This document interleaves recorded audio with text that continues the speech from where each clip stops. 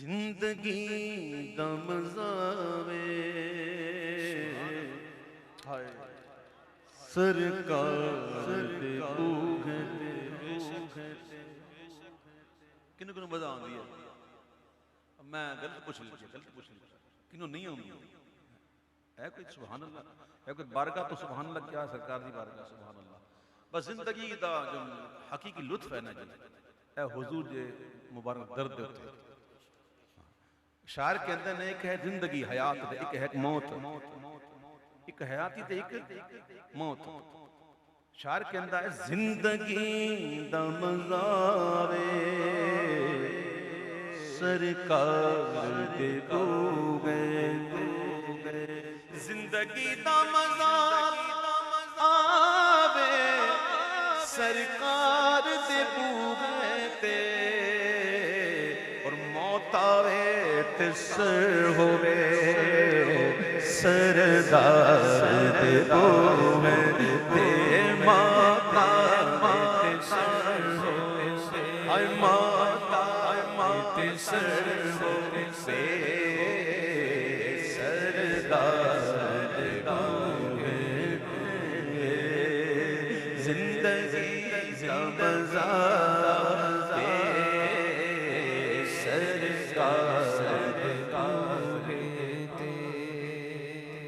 جڑے ایمان لے آئے نا جڑا ایمان اللہ انہوں کہندا اے ایمان والو یا ایھا الذین آمنوا اتقوا اللہ وکونوا مع الصادقین. اللہ خود کہہ رہا ہے اے وہ لوگوں جو ایمان لائے ہو اللہ سے ڈرو. تو ڈرنے والے مومن ہی ہوتے ہیں نا. اللہ سے ڈرو وَكُونُوا مَعَ الصَّادِقِينَ اور سچوں کے ساتھ ہو جاؤ. سچا کون؟ اللہ کا ولی. جھوٹا کا بھی اللہ کا ولی ہوتا ہے سوالی بھی نہیں ہوتا. جھوٹے کو ولایت ملتی نہیں جب تک کہ پکی توبہ نہ کر لے سچی توبہ نہ کر لے. توبہ کر لے تو ہو سکتا مل جائے نہیں جب تک جھوٹا ہے جھوٹے کو ولایت نہیں ملتی. ولایت ملتی ہے سچوں کو. تو سچا کون ہوتا ہے؟ اللہ کا ولی. تو قرآن خود کہہ رہا ہے کہ اے ایمان والو اللہ سے ڈرو اور جو میرے سچے بندے ہیں جو میرے سچے بندے ہیں جو میرے اولیاء ہیں نا ان کے ساتھ ہو جاؤ. کیوں؟ جنوں نسبت پاکاں دی مل جائے او جنتی ہے. بلعم بن بعورہ آپ نے نام تو سنا ہوگا نا. یہ موسیٰ علیہ السلام کا ایک امتی میں سے تھا. بڑا ہی نیک متقی جناب بہت ہی عابد زاہد. لیکن تقدیر غالب آ گئی اور اس نے ایسے کام شروع کر دیے کہ وہ جہنمی ہو گیا. اللہ ہمارے ساتھ اچھا فرمائے ہمیں نہیں پتا. اللہ ہم پر خیر فرمائے. اللہ ہمارے ایمان کی ربنا لا تؤاخذنا بسوء اعمالنا ولا تسلط علينا بذنوبنا من لا يرحمنا في الدنيا والاخره يا ارحم الراحمين. تو وہ جو بلعم بن بعورہ جو شخص تھا وہ کافر ہو کے مرا.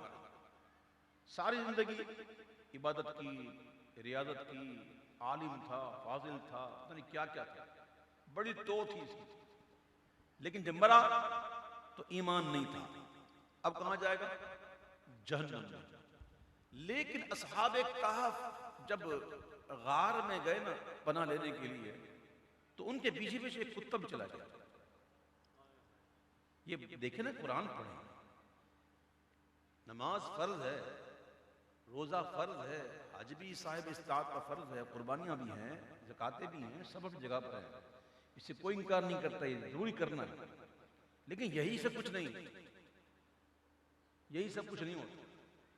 اور بھی کئی چیزیں معاملہ کچھ اور ہے. صحابہ کرام علیہ رضوان جیسی نمازیں کوئی پڑھ سکتا ان جیسا حج کوئی کر سکتا ان جیسی خیرات کوئی کر سکتا. فرماتے ہیں میرا صحابی مٹھی بھر جو خیرات کرے اور غیر صحابی احد پہاڑ کے برابر سونا خیرات کرے میرے صحابی کے ثواب کو نہیں پا سکتا. صحابی حضور کے صحابہ جیسی نمازیں روزے حج زکات جہاد کیا کیا تکلیف ہے محبوب کے لیے برداشت کی. نہیں پڑھا آپ نے تاریخ نہیں پڑھی کیسے کیسے ظلم و ستم ہوئے ان پر. لیکن انہوں نے اف تک نہیں کی. بلال حبشی کو تکتی ہوئی زمین پر لٹا کر اس کا جو آقا تھا اس کو تشدد کرتا تھا، لیکن وہ احد احد احد کیا کرتے تھے. تو ان جیسی نماز ہے، ان جیسا معاملات تو کسی کا ہے ہی نہیں. لیکن میں نے کہا بات کچھ اور ہے. یہ محبوب وہ محبوب ہیں، اللہ اکبر، کہ تمام انبیاء کرام علیہ السلام جو تشریف لائے دنیا میں، انہوں نے اللہ کی بارگاہ کے آداب سکھائے کہ اللہ کی بارگاہ کے آداب کیا ہیں. لیکن یہ حضور وہ محبوب ہیں اللہ کے کہ ان کی بارگاہ کے آداب اللہ سکھا رہا ہے. قرآن میں سورہ حجرات میں ہے، یا ایھا الذین آمنوا لا ترفعوا اصواتکم فوق صوت النبی. اے ایمان والو، میرے محبوب کی آواز سے اپنی آوازوں کو پست رکھو، بلند نہ کرو. ولا تجہروا لہ بالقول کجہر بعضکم لبعض، اور ان کے ساتھ اس طرح باتیں نہ کرو جس طرح آپس میں کرتے ہو. ایسے بات ہی نہ کرنا. ان تحبط اعمالکم وانتم لا تشعرون، اگر ایسا کرو گے تمہارے اعمال برباد ہو جائیں گے. اعمال میں کیا کیا ہے، کیا کیا اعمال ہیں، اعمال میں کیا کیا ہیں. اللہ فرماتا ہے بس آواز بلند کی نہ، اگر میرے محبوب سے اگر آواز بھی بلند ہو گئی نا تو اعمال برباد بھی ہو جائیں گے، اور برباد بھی ایسے ہوں گے انتم لا تشعرون، تمہیں پتہ بھی نہیں چلے گا. تم اپنے ذوم میں رہ جاؤ گے، نمازی، حاجی، زکاتی، لیکن یہ برباد ہو جائیں گے. پھر آگے آیت، ان الذین یغضون اصواتهم عند رسول اللہ، اور وہ لوگ جو اپنی آوازوں کو میرے محبوب کی آوازوں کے آگے پست رکھتے ہیں، دھیمی رکھتے ہیں. اولئک الذین امتحن اللہ قلوبہم للتقوی، اللہ نے ان کو خالص کر لیا وہ تقوی کے لیے. ان کے قلوب کو اللہ نے خالص کر لیا. اور یہاں تک بات ختم نہیں کی، وَلَهُمْ أَجْرٌ وَلَهُمْ أَجْرٌ عَظِيمٌ، لَهُمْ أَجْرٌ عَظِيمٌ، یہ نا لہم ہے نا، لہم مغفرۃ واجر کریم، اجر عظیم. اب یہاں پہ خالص بھی کر لیا ان کے قلوب کو تقوی کے لیے، اور آگے اللہ فرماتا ہے لہم مغفرۃ، ان کے لیے مغفرت بھی ہے. اور پھر یہاں بھی یہ بس نہیں، وہ اجر عظیم، اور ثواب بھی بڑا. ابھی آپ پہنچے نہیں جہاں میں پہنچانے جا رہا ہوں. آواز بلند، اعمال ختم. آواز نیچے تو تقوی بھی ملا، اخلاص بھی مل گیا، خالص بھی ہو گئے، مغفرت بھی ہو گئی، ثواب بھی ملا. سبحان اللہ. تو بات کچھ اور ہے. تو اصحاب کہف کا پیچھے جو نا وہ ایک ولیوں کا گروہ تھا، ایک کتا بھی چلا گیا. اب کتا تب کتا ہوتا ہے، وہ بھی چلا گیا. اب اس کتے کا ذکر قرآن میں جب تراویح پڑھتے ہیں نا پورا قرآن تو اس کا بھی ذکر آیا ہے. وَقَلْبُهُمْ بَاسِطٌ ذِرَاعَيْهِ بِالْوَصِيدِ، وہ کیسے بیٹھا ہوا تھا، اپنے آگے کے ہاتھوں پنجوں کو نکال کے کیسے بیٹھا ہوا تھا، قرآن نے یہی بتایا. اور اب وہ کتا جو ولیوں کے پیچھے گیا، اب وہ کتا جائے گا جنت میں. اس کو بلعم بن بعورہ کی خال بنائی جائے گی، اور اس خال کے اندر وہ جائے گا جنت میں. اور بلعم بن بعورہ اس کتے کی خال میں جائے گا جہنم میں. کتے نے کون سی نمازیں پڑھی، کون سا یہ مکلف تھا کتا. دیکھو کتا جو ہے نا وہ مکلف نہیں ہے، انسان مکلف. ہمیں پڑھنی ہے لیکن سمجھانا یہاں کچھ اور ہے کہ نماز، حج، روزہ، زکوٰۃ اس کی اہمیت کو انکار کر ہی نہیں سکتا. اللہ ہمیں پابندی کے ساتھ پڑھنا نصیب فرمائے. لیکن کچھ اور بھی ہے. اب دیکھو شاعر نے کیا کہا کہ جن نسبت پاکاں دی مل جائے او جنتی ہے، پاویں کتا ہوئے بیٹھا کوئی غار دے دور ہے، پاویں کتا ہوئے بیٹھا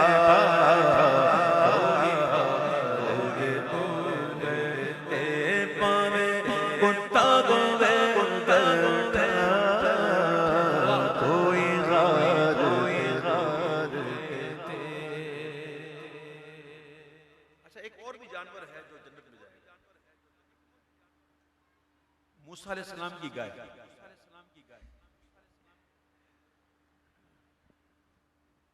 سبحان اللہ سبحان اللہ، اور سبحان اللہ۔ نسبتیں وہ چیز ہوتی ہے بھائیو، نسبتیں وہ چیز ہوتی ہیں۔ قیامت کے دن ایسا ہوگا کہ ایک بندے کے پاس دوڑ کے جائے گا، حضرت مجھے پہچانا؟ بولا کون؟ یاد ہے فلاں فلاں دن آپ آئے تھے، میں نے آپ کو وضو کروایا تھا؟ بولا ہاں ہاں یاد ہے، میری سفارش کر دینا، میری شفاعت تو کر دے ذرا، تو وہ شفاعت کر دیں گے۔ آج دنیا میں عقیدت احترام کے ساتھ کسی بزرگ کی خدمت بھی کی گئی نا، یہ بھی ضائع نہیں جائے گا، یہ بھی ضائع جائے گا۔ اگر وہ عند اللہ مغفور ہے اور اس کو یہ منصب ملا قیامت کے دن کی شفاعت کرے تو وہ بھی ہوتا شفاعت کرے۔ تو یہ بڑی سعادت کی بات ہوتی ہے۔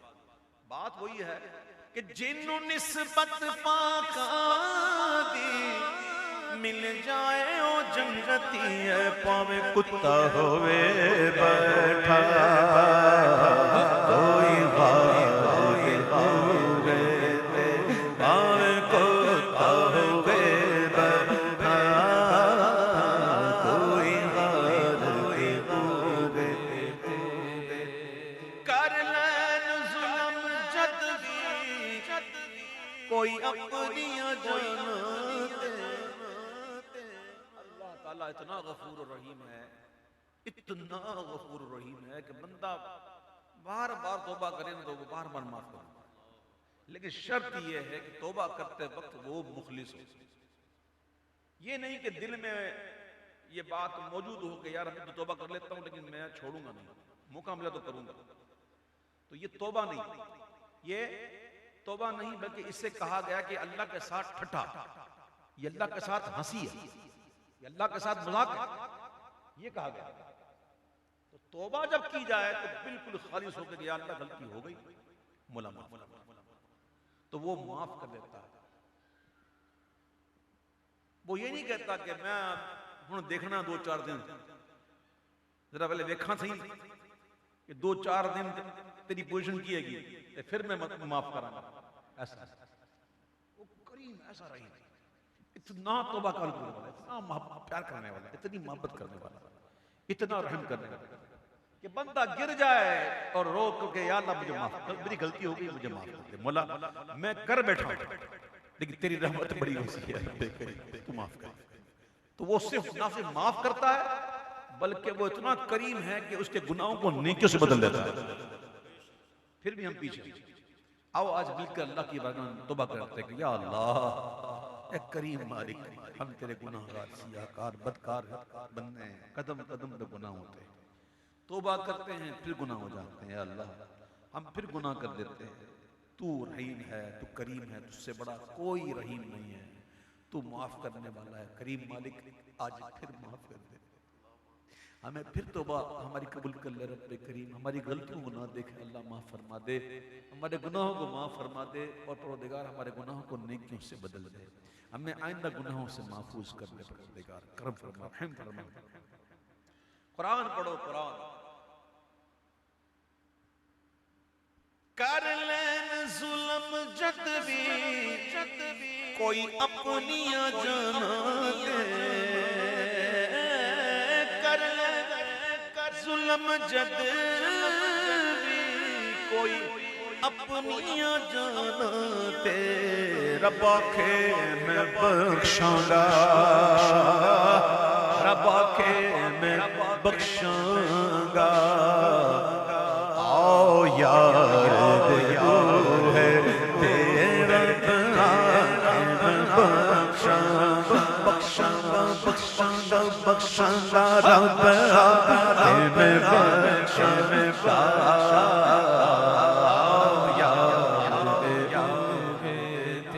وَلَوْ أَنَّهُمْ إِذْ ظَلَمُوا أَنفُسَهُمْ جَاءُوكَ فَاسْتَغْفَرُوا اللَّهَ وَاسْتَغْفَرَ لَهُمُ الرَّسُولُ لَوَجَدُوا اللَّهَ تَوَّابًا رَحِيمًا۔ اور اگر یہ اپنی جانوں پر ظلم کر بیٹھیں، گناہ ہو جائیں، معصیت کر بیٹھیں، گناہ ہو جائیں، جاؤ کا تیرے پاس آئیں، اللہ فرماتا محبوب تیرے پاس آئے جاؤ کا مولا معاف کر دے نا معافی بعد میں جاؤ کا پہلے مولا ادھر ہی معاف کر دے نہیں معاف ایسی نہیں معافی نہیں ہن معافی انج نہیں ملنی پہلے حضور دے بارگاہ جا میرے سونے دے کول جا پہلے اتھے جا صلاۃ و سلام عرض کرتے کہ اسألک شفاعت یا رسول اللہ اللہ اکبر جاؤ کا پہلے فاستغفر اللہ بعد میں یعنی پہلے جائے تیرے پاس آئے اور پھر اللہ سے معافی مانگے مولا پھر معاف کرے گا ورنہ انج نہیں تکی میں واستغفر لهم الرسول اے جڑا میرا محبوب ہے ابھی لباں ہلا دا کھڑے سفارش کچھڑے اللہ اکبر اعلی حضرت کے اشعار جو نا یہ ایسے گھومتے ہیں میرے ذہن میں ایسے گھومتے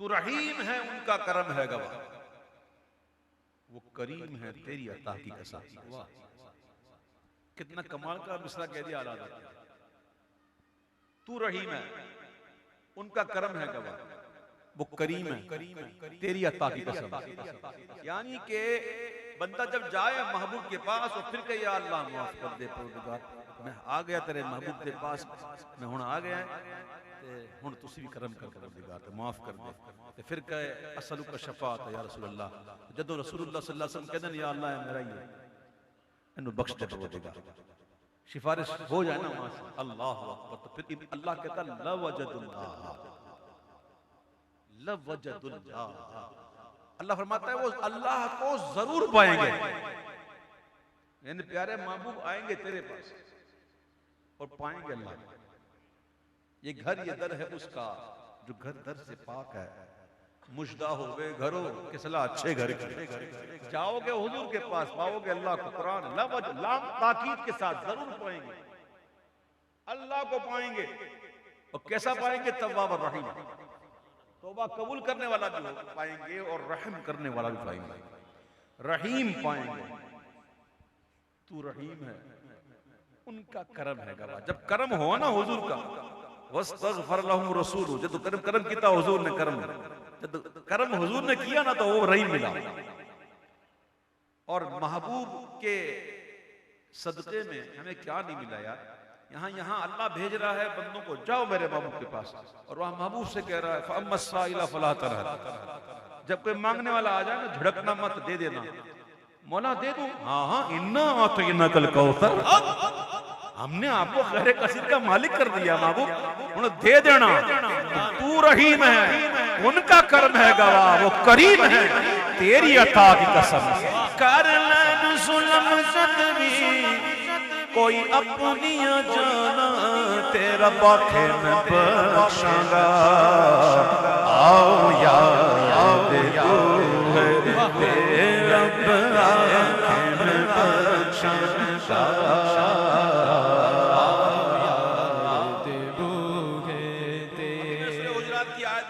پہلے دوبارہ ہم کیا پڑھو آپ نے سن لی کہ حضور کی بارگاہ کے آداب کیا ہیں قرآن آیا ہے حوزائے عمل جاسم با خدا دیوانہ باش با محمد ہوشیار وہ ادھر جانا ہے نا اس کی بارگاہ میں دیوانہ بن کے جانا جا لیکن محبوب کی بارگاہ میں ہوشیار ایسے نہیں سنگے درے جانا ہے ٹھوکر نہ لگے اس کو لے ہوش پکڑا بتوڑ اے لغزش مستانہ یہ حضور کا دربار ہے سنبھل کے ارے یہ جلوہ گاہ جانا ہے کچھ ادب بھی ہے بھڑکنے والے قرآن آیا ہے ہو زائے عمل جاسن کوئی اچھا نہ دم مارے میرے یار دے دو ہے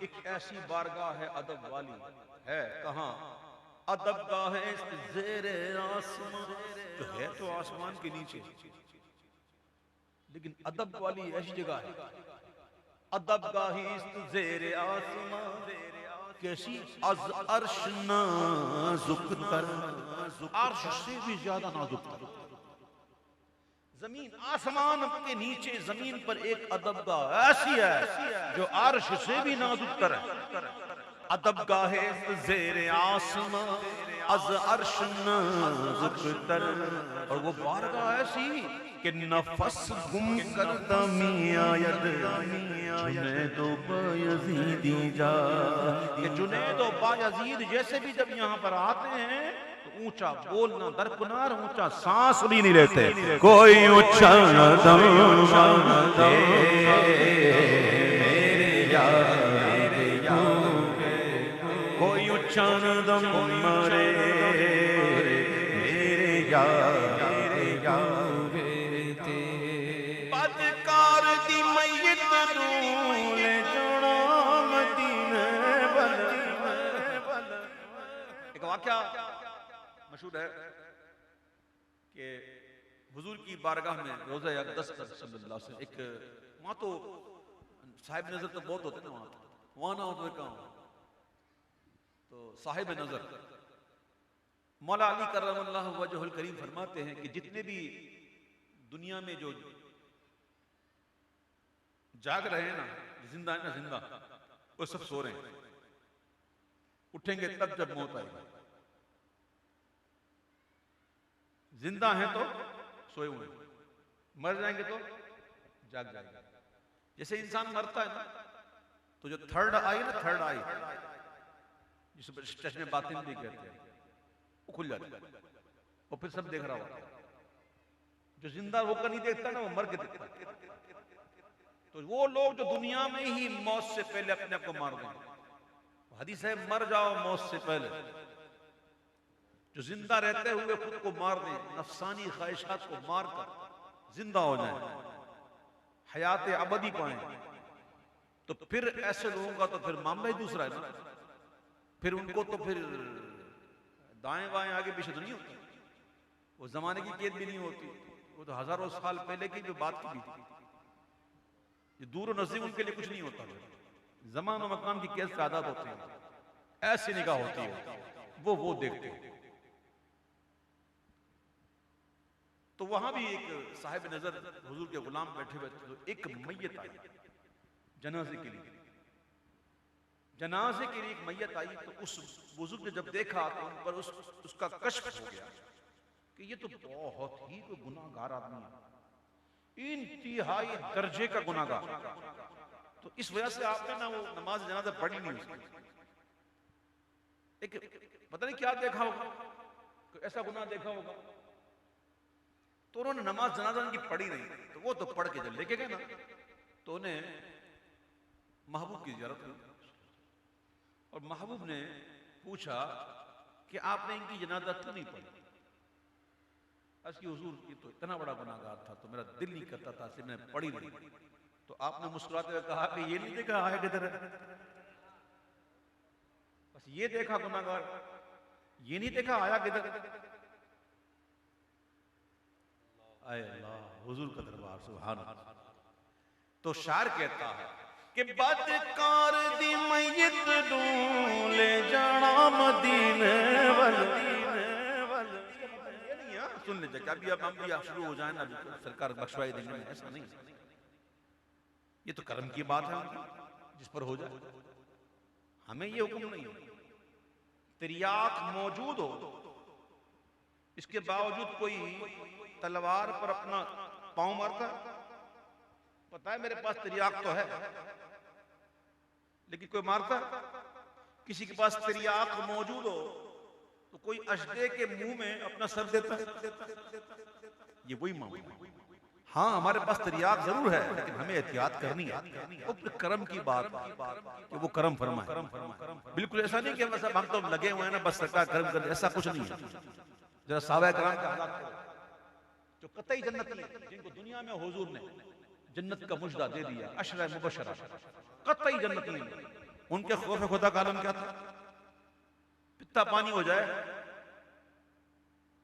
آپ کیا سمجھتے ہیں؟ وہ جو قطعی جنتی جن کو حضور نے کہہ دیا جنتی، صدیق فی الجنہ، عمر فی الجنہ، عثمان فی الجنہ، علی فی الجنہ، ان کے کیا حالت تھے، ان کے معاملات کیا تھے؟ تو یہ امتحان اور بڑھ گیا ہے، ٹھیک ہے، امتحان اور بڑھ گیا. اور سن لو ایک بات اور سن لو کہ حضور کی شفاعت جو ہے وہ گناہگاروں کے لیے ضرور ہے، لیکن ہونا چاہیے مومن. یہ بات سمجھ لیجیے گا کہ جو مومن ہوگا نا، مومن جو کلمہ گو ہوگا، جس کا خاتمہ ایمان پر ہو، اگرچہ کیسا ہی خود گناہگار کیوں نہ ہو، شفاعت اس کے لیے ہے. لیکن ایسا ہو جاتا ہے کہ کبیرہ گناہ کے اصرار سے، اس کا جو مسلسل کرنے سے نا بندے کا ایمان بھی ختم ہو جاتا ہے. تو ایمان کی سلامتی کے لیے بھی ضروری ہے کہ ہم اپنی زندگی کو سنواریں. اللہ مجھے اور آپ کو ہر برے کام سے محفوظ رکھے، ہماری ماضی کی غلطی کو اللہ تعالیٰ معاف فرما دے، ہمیں اچھی زندگی گزارنا نصیب فرمائے. تو پھر سنیے کہ شاعر کہتا ہے کہ بدکار دی میت نو لے جانا مدینے وال بخشش لئی رکھ دینا، غم خار دے او ہے تے بخشش لئی رکھ دینا، غم خار دے او ہے. بے شک میں گناہگارا، بے شک میں خطا کارا، بے شک میں گناہگارا، بے شک میں خطا کارا، پر پڑ جانی ہے گل میری سرکار کو ہے، بڑھ جانی ہے گل میری سرکار کو ہے. زندگی کا مزہ